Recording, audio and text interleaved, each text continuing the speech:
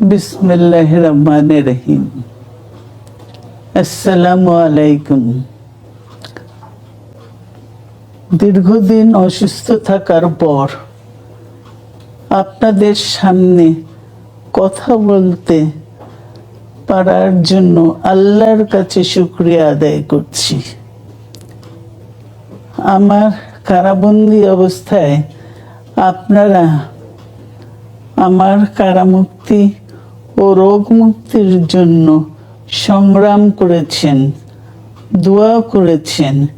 সেজন্য আমি আপনাদের সকলকে ধন্যবাদ জানাচ্ছি। দীর্ঘ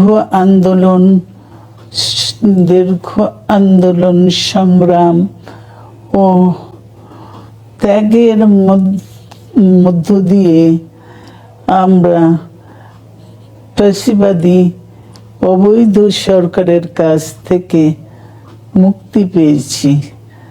আমি আন্তরিক ধন্যবাদ জানাতে চাই আমাদের বীর সন্তানদের, যারা মরণপণ সংগ্রাম করে এই অসম্ভবকে সম্ভব করেছে।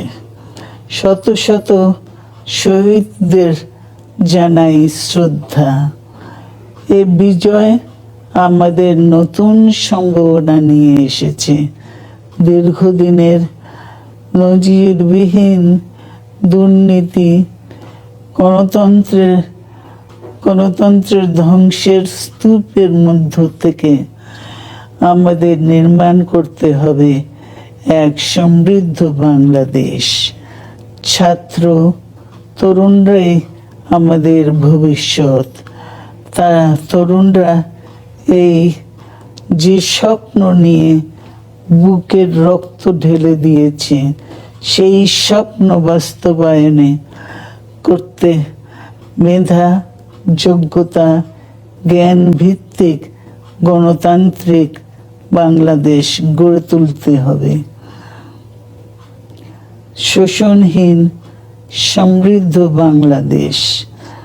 সকল ধর্মের গোত্রের অধিকার নিশ্চিত করতে হবে। শান্তি, প্রগতি আর সাম্যের ভিত্তিতে আধুনিক বাংলাদেশ নির্মাণে আসুন আমরা তরুণদের হাত শক্তিশালী করি। ধ্বংস নয়, প্রতিশোধ নয়, প্রতিহিংসা নয়, ভালোবাসা, শান্তি ও জ্ঞান ভিত্তিক সমাজ গড়ে তুলি। আল্লাহ হাফেজ। বাংলাদেশ জিন্দাবাদ।